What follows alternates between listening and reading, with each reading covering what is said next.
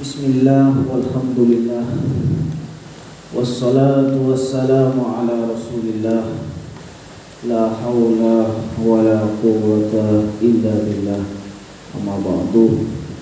Alhamdulillah, kita awali dengan bersyukur kepada Allah subhanahu wa ta'ala atas segala limpahan nikmatnya kepada kita, baik yang terfikirkan oleh kita ataupun nikmat yang barangkali kita tidak merasakannya, padahal Allah sudah memberikan kepada kita. Dan mudah-mudahan kita termasuk hambanya Allah yang pandai bersyukur. Salah satu implementasi syukur kita adalah dengan cara kita rajin datang ke majelis ilmu. Mudah-mudahan malam ini kita termasuk bagian dari orang yang bersyukur kepada Allah. Amin. Baik, alhamdulillah kita sudah sampai halaman 4 ya. Di bacaan yang apa Mas? 3 Pak, bawah. 3 yang bawah. Baik. Wa minha. Ya. Wa minha. Bismillahirrahmanirrahim.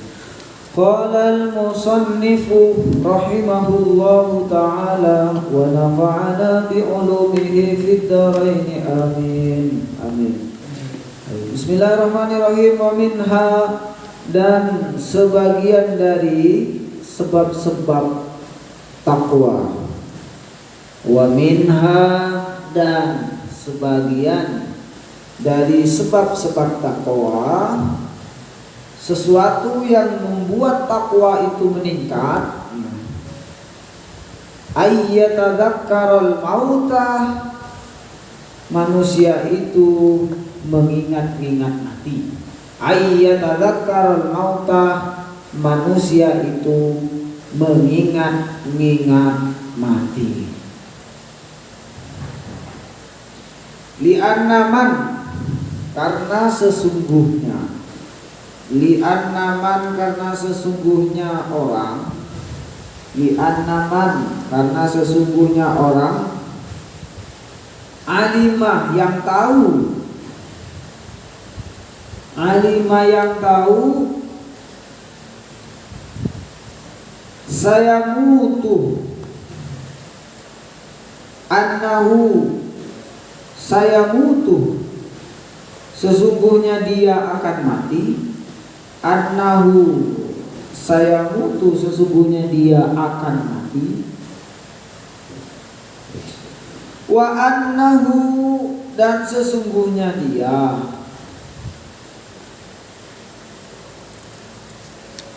Wa annahu, dan sesungguhnya dia. Laisa amamahu, tidak ada di depannya.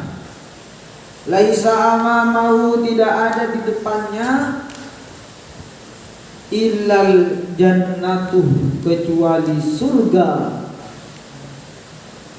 Awin naru, atau neraka. Illal jannatu, kecuali surga. Awin naru, atau neraka. Kecuali surga atau neraka. Ba'atsahu, membangkitkannya. Ba'atsahu, membangkitkannya. Zalika, pengetahuan itu. Zalika, pengetahuan itu. Ilal a'malis sholihati, terhadap perbuatan baik. Ilal a'malis sholihati, terhadap perbuatan baik. Hasbal istita'ati, semampunya. Hasbal istita'ati, semampunya. Jadi sebab-sebab meningkatnya takwa seseorang itu, ya. Artinya manusia itu kata Rasulullah, al-imanu yazidu wa yanqusu. Iman itu kadang-kadang bertambah, wa yanqusu, dan kadang-kadang turun. Kadang-kadang nambah, kadang-kadang berkurang. Itulah tingkatan imannya manusia. Bagaimana tingkatan imannya para malaikat? Kalau malaikat itu imannya standar, segitu saja, tidak turun, tidak naik. Makanya malaikat itu suruh sujud terus, tidak berani membantah dan tidak berani melebihi. Artinya malaikat itu keimanannya standar. Artinya stagnan, dia tidak berubah keimanannya malaikat itu. Kalau manusia hari ini seneng ngaji, semangat, ya, sholat malam sampai 10 rakaat misalkan, besoknya sudah. Sekarang hari Minggu seneng bersih, minggu depannya loyo. Itulah manusia. Makanya ada cara-cara bagaimana manusia itu membuat keimanannya itu kalau bisa stagnan dan lebih bisa bertambah. Dan bagaimana keimanannya para nabi? Kalau para nabi itu keimanannya selalu meningkat. Jadi meningkat. Itulah para nabi. Kalau orang solih kadang keimanannya itu standar, naik dan tidak bisa turun, orang soleh. Tetapi kalau para nabi itu naik. Makanya di sini yang membuat kenapa orang alim itu kebanyakan keimanannya semakin bertambah, karena orang alim itu melakukan apa yang membuat takwanya semakin meningkat. Salah satunya di sini seperti yang kita maknai tadi, bahwa yang membuat takwa itu salah satunya adalah mengingat-ingat mati. Wah, ini kalau orang tahu bahwa dia akan mati, itu akan berbeda dengan orang yang merasa tidak akan pernah mati. Kalau orang merasa tidak akan pernah mati, wah itu mengejar dunia walaupun harus menukarkan dengan kewajiban sholat. Itu begitu. Jadi orang yang merasa tidak akan mati, dia akan melakukan riba, gitu ya, mencuri, dan bagaimana caranya dia kaya, dia lakukan apa saja. Karena apa? Karena dia dengan kaya akan bahagia menurut dia, dan dia tidak akan merasa mati. Ada orang seperti itu.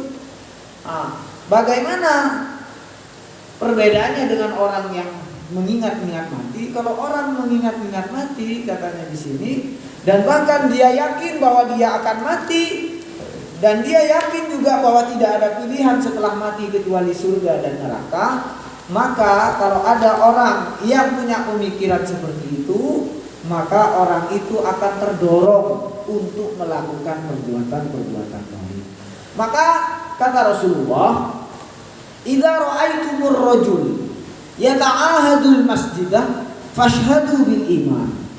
Jika kamu melihat seorang laki-laki yang rajin sekali datang ke masjid, atau yang rajin sekali membaca Quran setiap subuh, ada yang nyuruh ataupun tidak ada, hatinya nyantol, Mas. Jadi kalau hatinya nyantol itu tidak perlu disuruh, sudah ada keyakinan dalam hati bahwa saya dilihat, bahwa amal yang saya lakukan tidak akan sia-sia, maka dia lakukan.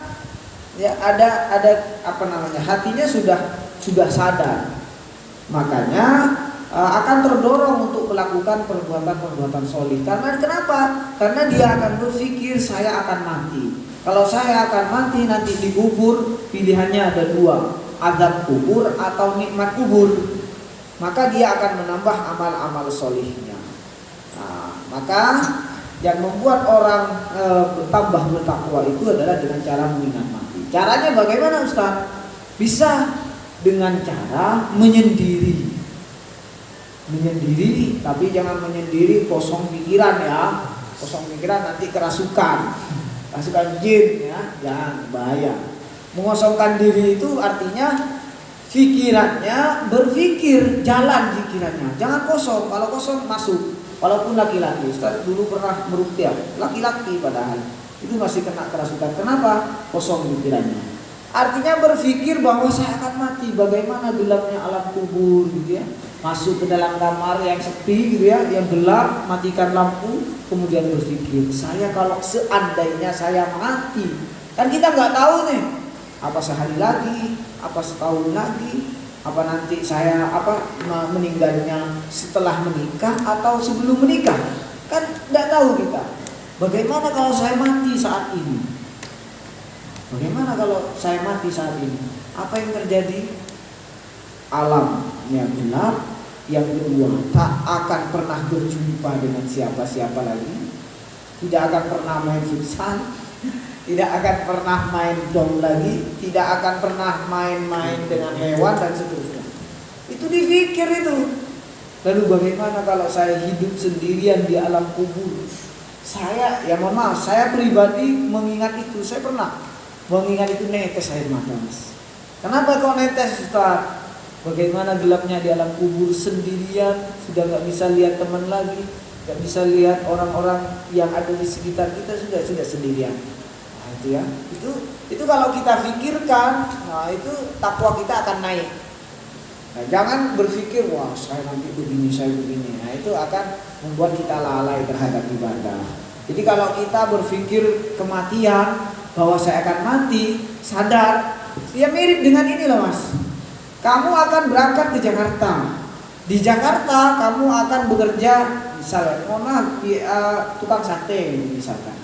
Di Jakarta, karena Jakarta ramai, apa yang kalian rasakan? Apa yang kalian persiapkan? Pasti persiapan. Ya modal lah, persiapan tempat tinggal, cari tempat tinggal di sana, persiapan apa yang kalian akan makan, terus samu yang banyak. Misalkan 10 juta, nanti 7 jutanya untuk beli bahan-bahan, 2 jutanya untuk ngekos, 1 jutanya untuk makan. Masa kita akan ke Jakarta kemudian kita kosongan, kemudian sampai ke sana kita mau bisnis? Tidak mungkin. Pasti kita mempersiapkan. Sama, kita akan menuju alam kubur, ya kita harus mempersiapkan. Kan begitu. Logikanya seperti itu. Nah, yang membuat kita terdorong untuk melakukan perbuatan soleh itu adalah dengan cara mengingat-ingat mati. Sebelumnya sudah.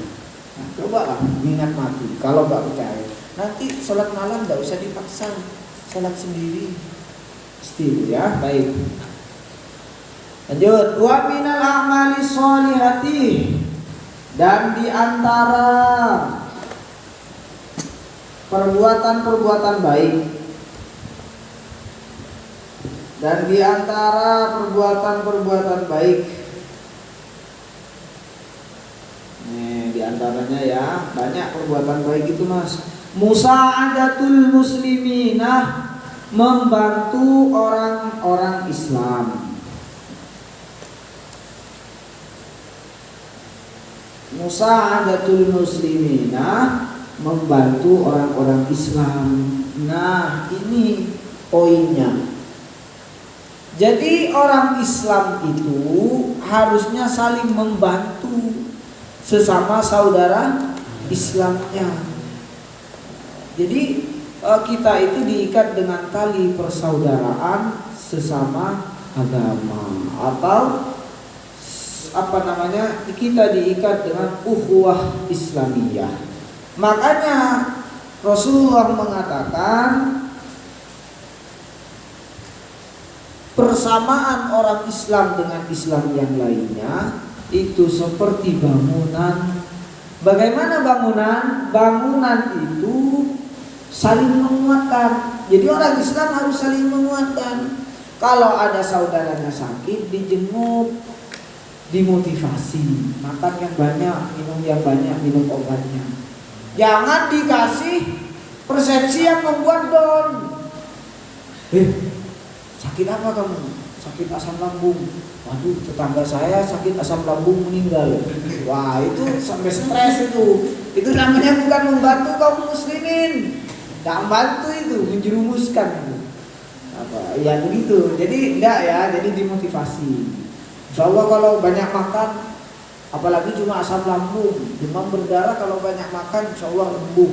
Ada teman saya kemarin asam lambung juga, dia rajin makan, alhamdulillah sembuh. Motivasi itu. Kalau ada temannya tidak pernah dijenguk, ya tidak pernah dijenguk, kemudian temannya sakit nggak dijenguk, temannya ada apa-apa nggak datang, yo giliran kita sakit, terus kemudian nggak ada yang jenguk, jangan muring-muring. Waduh, kalau ada yang jenguk kurang ajar semua misalnya. Tidak begitu ya, orang Islam itu harus saling membantu. Kalau ada temannya yang sakit, kita juga merasa sakit. Maka orang yang bijak itu adalah orang yang mampu menempatkan dirinya di posisi orang itu. Paham maksudnya? Mampu menempatkan perasaan dirinya di perasaan orang lain. Bagaimana perasaan orang sakit, sedih, galau, pengen dijenguk? Maka kita harus merasa, kalau saya sakit bagaimana? Kalau saya sakit didatangi teman itu senang apa enggak? Kalau senang, ya berarti kita harus jenguk. Kalau kita nyubit orang sakit, ya jangan nyubit. Kalau kita nyeleding teman bawa bola, ya jangan nyeleding kalau itu sakit, ya macam itu.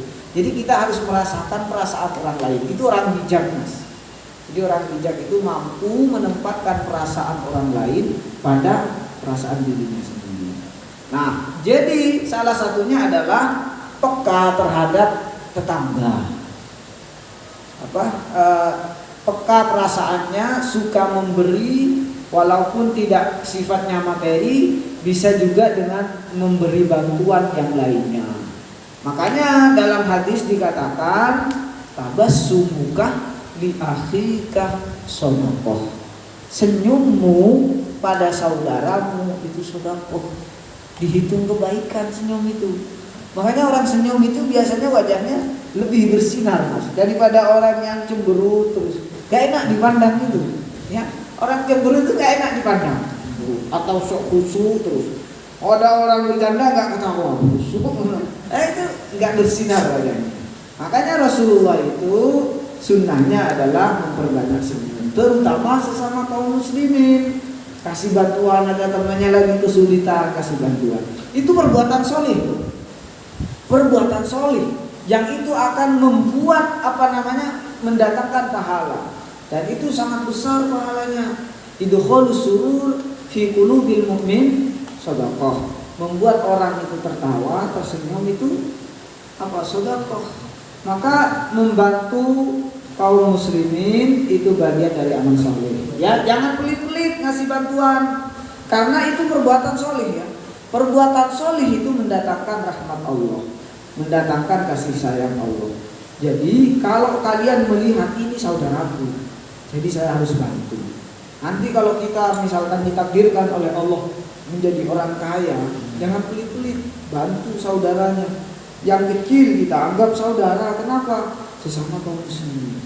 Bukankah dulu kaum muhajirin dan ansor ketika Rasulullah persatukan mereka dengan tali ukhuwah, dengan mereka dipersaudarakan antara kaum ansor dan muhajirin? Apa yang dikatakan sebagian ansor kepada saudaranya, wahai saudaraku, saya punya istri 4. Kamu pilih salah satunya yang paling cantik, yang kamu sukai, tunjuk orangnya, maka saya akan telak dan silahkan dinikahi. Luar biasa. Kalau itu di posisi kita, mungkin kita simpen dulu yang cantik. Ini buat kamu. Bisa jadi. Yang jelek yang dikasihkan. Bahkan ada sebagian yang mengatakan, wahai saudaraku, ini ketika disaudarakan oleh Rasulullah, saya punya 10 bidang tanah. Silahkan kamu ambil tanah yang mana yang kau sukai. Saya punya 2 rumah, ambil salah satu rumahku untuk kau huni. Begitu kaum muslimin dulu di zaman Rasulullah. Apakah kita tidak mampu? Mampu. Makanya sifat yang paling tertinggi itu, ya, bahkan sifat ini akan mengalahkan Nabi Musa, adalah sifat isar. Isar itu apa? Mendahulukan orang lain daripada kita. Jadi dulu ada kaum Ansor kedatangan tamu. Dia punya makanan 2 porsi untuk dia dan istrinya. Kemudian kedatangan 2 tamu. Apa yang dia lakukan? Yang dia lakukan, dia tidak makan makanan 2 porsi itu, tapi diberikan kepada tamunya. Padahal dia lapar. Jadi dalam posisi dia matikan lampunya, kemudian dia pura-pura makan. Dia pura-pura makan, padahal dia tidak makan. Sampai akhirnya dia dipuji dalam Al-Quran, wa yu'sirunahum walau kana bihim khasasah. Mereka mendahulukan orang lain walaupun mereka sendiri dalam keadaan butuh.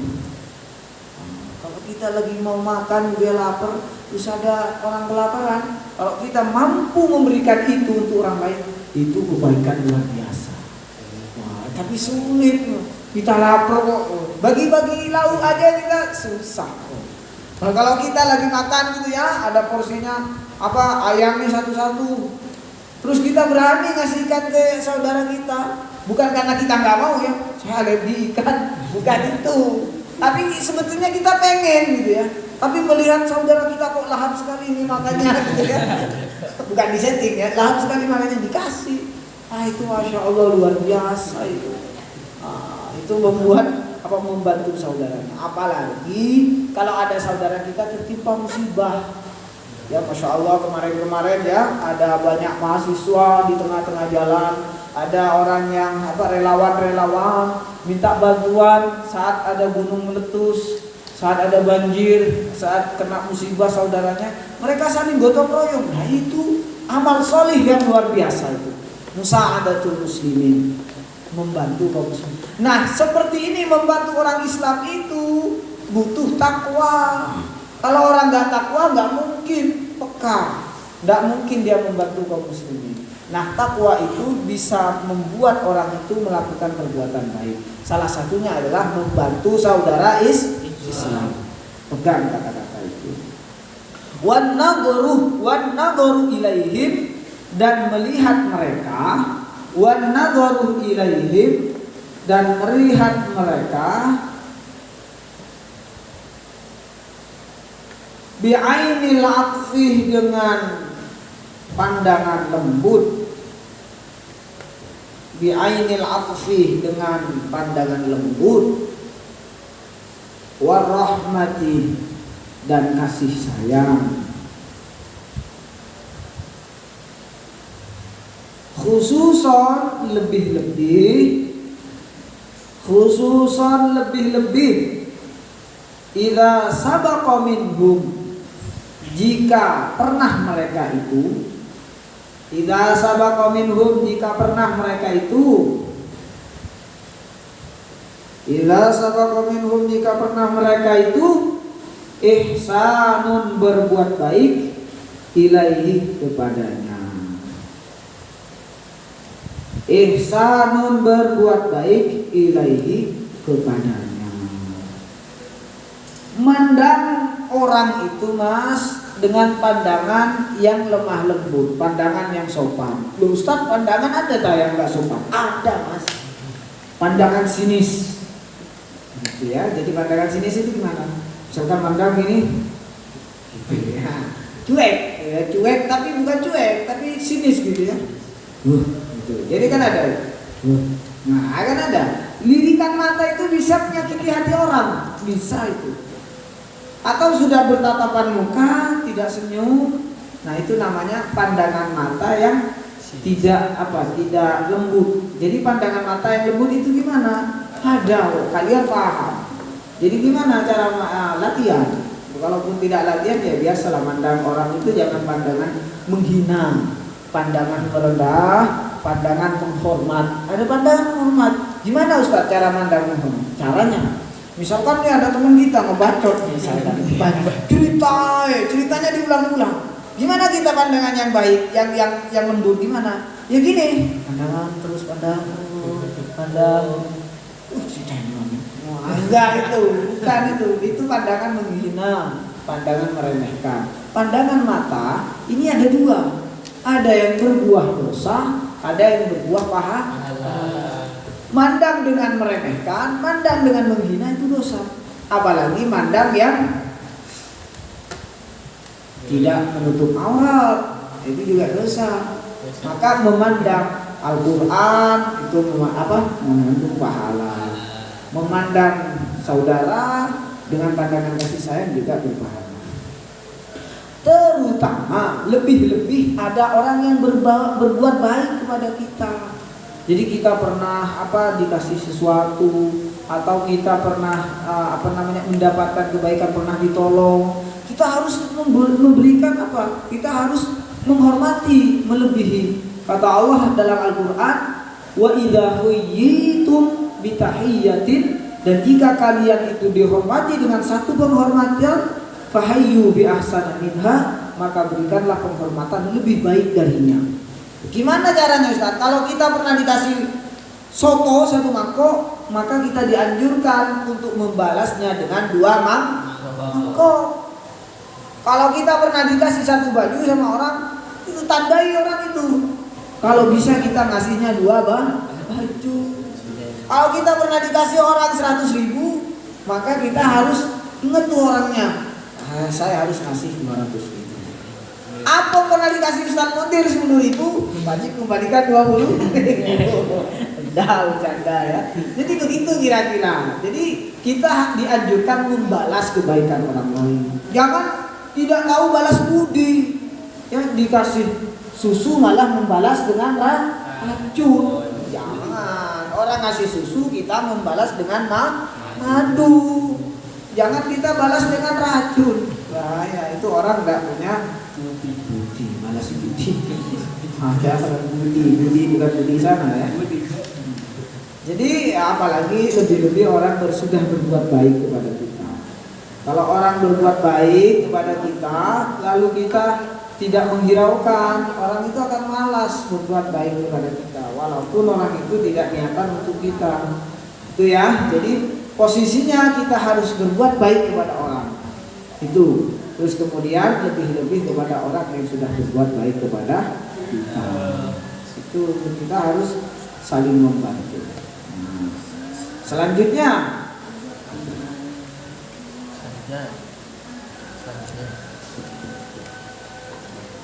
wa amma samratuha, dan adapun buah takwa,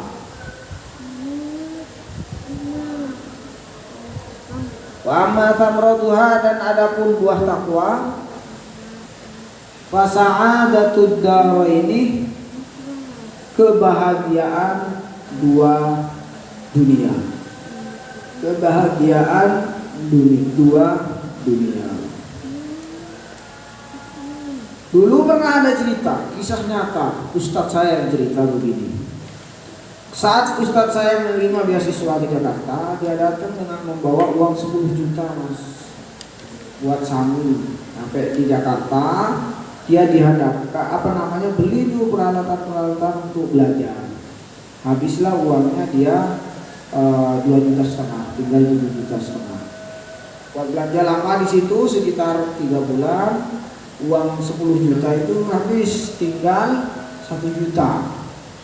Saat 3 bulan di sana, dia kemudian di tengah jalan adalah seorang perempuan ketabrak mobil. Ternyata anak ini anak SMA. Tabrak mobil karena mungkin Allahualam ya, jadi orang tabrak mobil banyak orang, tapi orang-orang enggan membantu. Ini sifat tidak terpuji ya.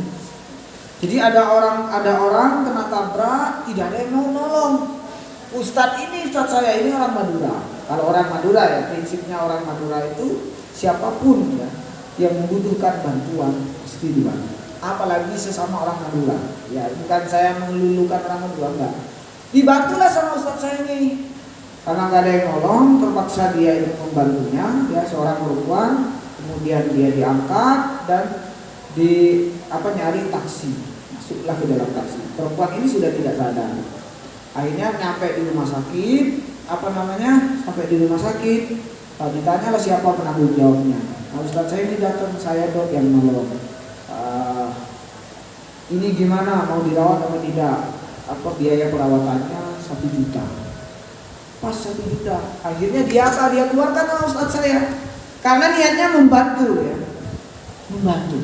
Akhirnya kemudian perempuan ini terbangun dan kemudian tanya siapa yang nolong, itu juga ustadz saya yang nolong. Dia berterima kasih. Ternyata di Jakarta masih ada orang sebaik ini, katanya perempuan.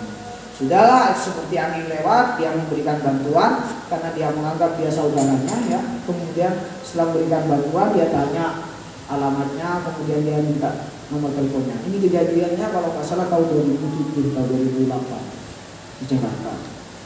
Setelah itu pulanglah Ustadz saya ini ke kampusnya, karena di kampusnya itu sekalian ada pondoknya. Setelah lama kemudian, ya udah lama ini, udah lupa dengan kejadiannya. 1 tahun kemudian beliau itu kena penyakit, kena usus buntu. Nah, ketika kena usus buntu, beliau periksa ke dokter dan dokter menyarankan untuk dioperasi. Saat mau dioperasi, ya ditanya dulu biayanya berapa. Ternyata biayanya kata dokter 25 juta. Dia telepon ke orang rumah, saya masih ingat. Dia telepon ke orang rumah, dia menyampaikan ke orang tuanya. Kebetulan orang tuanya juga ustaz. Akhirnya orang tuanya bingung, dari mana uang 25 juta? Orang desa mas, susah. Dan minta jamaahnya, kan punya jamaah, minta bantuan itu nggak sampai paling 5 juta. Akhirnya dia melakukan doa, berdoa bersama-sama. Akhirnya dia kirim 5 juta. Bingung. H-1 ya, H-1 dia sudah mulai berpuasa dan mau dioperasi. Ternyata akhirnya si perempuan yang pernah ditolong waktu 1 tahun yang lalu ya, kemudian dia datang bersama orang tuanya. Ternyata anak yang ditolong beliau ini anaknya orang kaya. Dia datang bersama ibunya, bapak ibunya, kemudian dia tanya sakit apa, setelah dikasih tahu harus dioperasi, biayanya berapa. Akhirnya ustaz saya bilang, tapi saya tidak punya biaya pak. Bapaknya bilang tenang, kalau masalah biaya kami akan 25 juta. Akhirnya apa, kamu siap dioperasi? Karena ustaz saya itu takut ya, sama suntikan aja takut, seperti Ampong. Berani disuntik, ya, disuntik saya juga takut ya. Disuntik aja takut. Akhirnya dia bilang, Pak saya sebetulnya tidak mau dioperasi, tapi karena ini sudah harus, maka saya harus melakukan operasi walaupun saya tidak tenang. Akhirnya kata bapaknya, dia konsultasi dengan dokternya, dok, adakah jalan lain selain operasi? Kata dokternya, ada pak, obat, tapi harganya seharga 50 juta. Orang ini langsung bilang, dok, berikan pelayanan terbaik buat anak ini, karena anak ini dulu pernah menolong anak saya, maka berikan pelayanan terbaik walaupun 50 juta saya akan tampil. Wah, langsung nelpon anak ini ke orang tuanya langsung syukur berterima kasih kepada Allah yang melakukan selamatan untuk mengungkapkan syukurnya. Kenapa? 25 juta itu banyak orang tua. Akhirnya 5 juta itu dikembalikan ke orang rumah, orang tuanya bahagia, senang ya. Dan akhirnya ustadz saya ini diberikan obat, alhamdulillah sembuh. Insyaallah. Jadi dari uang 1 juta ya, diberikan dengan sia-sia karena Allah ya, dia melakukan perbuatan baik setelah kasih ke orang. Akhirnya Allah balas dengan yang masya Allah luar biasa. Begitulah kira-kira perbuatan baik itu. Allah itu akan akan membalasnya di dunia maupun di akhirat. Walaupun kita kadang ragu. Maksud iya toh, kalau saya infak 100.000 nanti Allah balas dengan 10 juta. Rumusnya seperti itu, cuma kita ragu aja. Iya masa ya? Kadang kita mau keluarkan 10.000 aja itu susah, karena kita nggak yakin. Nah, saya aja kadang, mohon maaf, saya pernah ngasih yang bukan niat-niat ngetes Allah. Ya waktu itu saya bilang, saya mau ngasih uang 100.000 ini sama orang, benar nggak? Iseng-iseng saya 100.000. Besoknya ada yang ngasih 1 juta. Beneran ini serius. Saya ngasih 100.000. Tapi nanti kalau kalian praktek ngasih 100.000 nggak dapat langsung komplain ke saya. Jangan, Tat. Saya niru Ustadz 100.000 hilang ludes Ustadz, nggak ada balikannya. Nah, bukan begitu ya. Bisa jadi Allah nggak membalas sekarang, Allah berikan yang sabar. Kita lanjutkan, selesaikan ya sampai ada bermutalim biar lama. Amma fid dunya, adapun di alam dunia, balasan di alam dunia ya. Tadi buah takwa itu kan ada dua, ada dua kebahagiaan. Ya. Amma fid dunya, adapun di dunia, fartifa'ul qadri, tingginya pangkat tingginya kedudukan,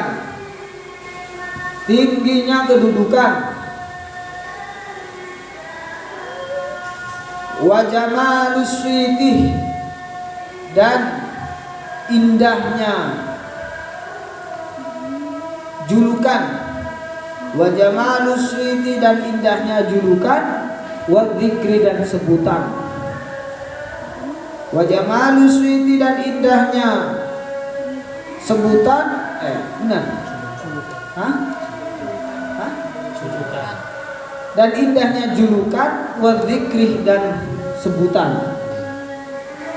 Waqtisabul mawaddati, dan mendapatkan cinta. Kalau ingin dicintai, ya bertakwa. Waqtisabul mawaddati, dan mendapatkan cinta, minan nasi, dari manusia. Jadi manusia itu sangat cinta kepada manusia yang takwa. Misalkan Mas Ilham nemu barang, nemu duit 10 juta nih tengah jalan, karena Mas Ilham takwa, orangnya takut kepada Allah. Ini kalau saya belanjakan ini haram ini. Ternyata ada yang kehilangan, mohon maaf saya kehilangan uang 10 juta katanya. Terus kemudian diketahuan sama Mas Ilham. Sama Mas Ilham karena punya takwa, dia kembalikan sama orangnya. Mas, kamu kenapa kok dikembalikan uang ini? Seandainya kamu bawa pergi kan saya nggak tahu, kenapa nggak dibawa pergi aja Mas? Katanya Mas Ilham, jawabannya Masya Allah mantap ya. Jangan Pak, takwa saya begitu mahal. Saya takut kepada Allah. Jangankan uang 10 juta, 1 M pun saya nggak berani. Orang ini ketika mendengar ucapan Ilham seperti itu, cinta nggak? Cinta, seneng. Insya Allah ya, baik. Di anna sahibat taqwa, karena sesungguhnya orang yang bertakwa. Di anna sahibat taqwa, karena sesungguhnya orang yang bertakwa, yu'azzimuhul asaghiru, diagungkan orang-orang kecil. Yu'azzimuhul asaghiru, diagungkan orang-orang kecil. Wa yahabuhul akabiru, dan ditakuti orang-orang besar.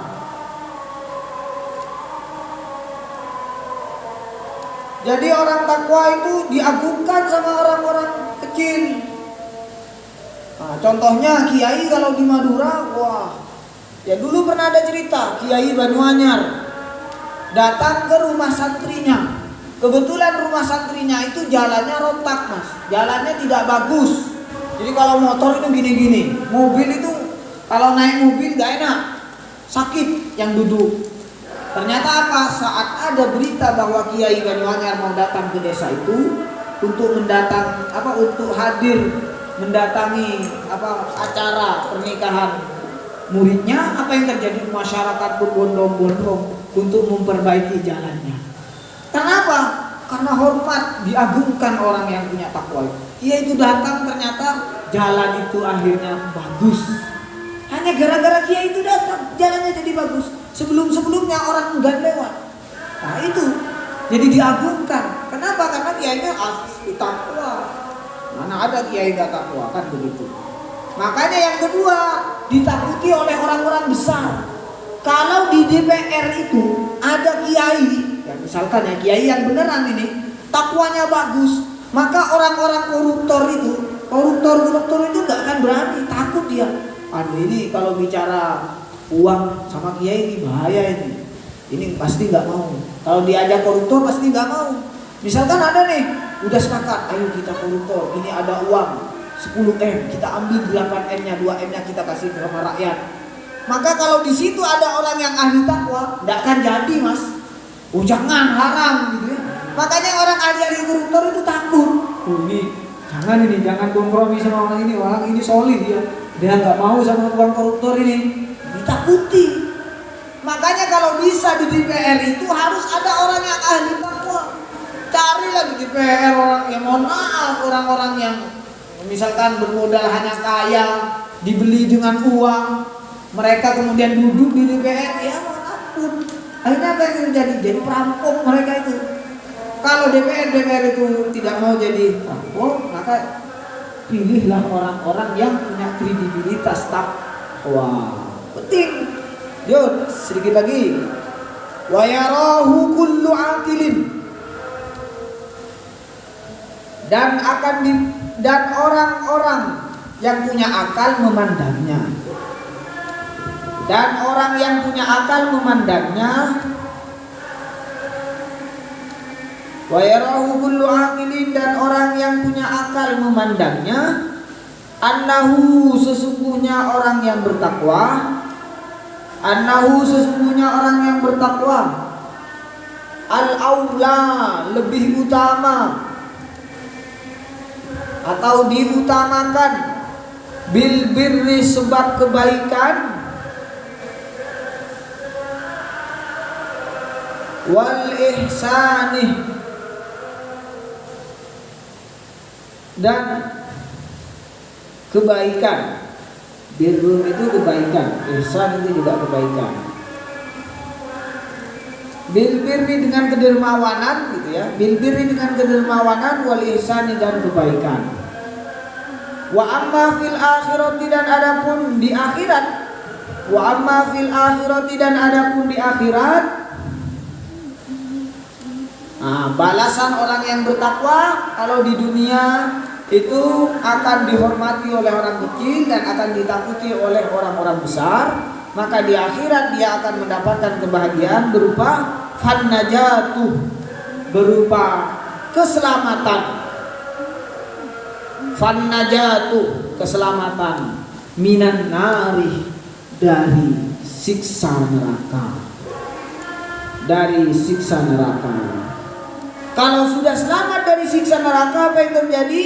Dia mendapatkan kebahagiaan. Jadi bahagia sebetul-betulnya bahagia adalah ketika orang itu selamat dari api neraka. Tidak ada kebahagiaan melebihi itu. Kemudian wal fauzu, dan kemenangan. Wal fauzu, dan kemenangan. Bidukhulil jannati, berupa masuk surga. Bidukhulil jannati, berupa masuk surga. Wa kafal muttaqina syarafa, cukuplah wa kafal muttaqina, dan Allah mencukupi orang-orang yang bertakwa. Wa kafal muttaqina, dan Allah mencukupi orang-orang yang bertakwa, syarafan, dengan kemuliaan. Dengan kemuliaan, annallaha, sesungguhnya Allah, yaqulu, berfirman, fihim, tentang mereka. Yaqulu, berfirman, fihim, tentang mereka. Apa firman Allah tentang orang-orang yang bertakwa? A'udzu billahi minasyaitonir rajim. Innallaha ma'al ladzina taqaw wal ladzina hum muhsinun. Innallaha, sesungguhnya Allah, ma'al ladzina taqaw, selalu bersama orang-orang yang bertakwa. Artinya selalu bersama, Allah selalu melihat dan memberikan pertolongan kepada orang yang bertakwa. Ma'al ladzina taqaw, bersama orang-orang yang bertakwa. Walladzina hum, dan bersama dengan orang-orang, walladzina hum, dan bersama dengan orang-orang yang muhsinun, berbuat baik. Walladzina hum, dan bersama dengan orang-orang muhsinun, yang berbuat baik. Makanya kan terakhir ada nyanyian ya. Cinta pun itu juga butuh takwa, Mas. Cinta kalau tidak dibarengi dengan takwa, apa yang terjadi? Nafsu. Makanya orang yang tersesat dalam cinta itu ketika mereka tidak punya takwa. Orang pacaran terjerumus ke zina itu karena tidak ada takwa. Maka kan ada nyanyiannya tuh. Cintai aku karena Allah. Pernah dengar? Sayangi aku karena Allah. Itu takwa itu. Ya, Ya, nanti dilanjut di kamar ya Mas Ilham ya. Baik, mudah-mudahan kita mampu mengimplementasikan takwa ini dalam kehidupan kita, baik dalam keramaian maupun dalam keadaan sepi, dan mudah-mudahan takwa kita meningkat dan mudah-mudahan kita menjadi ahli surga. Kita akhiri dengan pengucapan alhamdulillahirabbil alamin, dan kita sempurnakan dengan doa kafaratul majlis. Subhanallah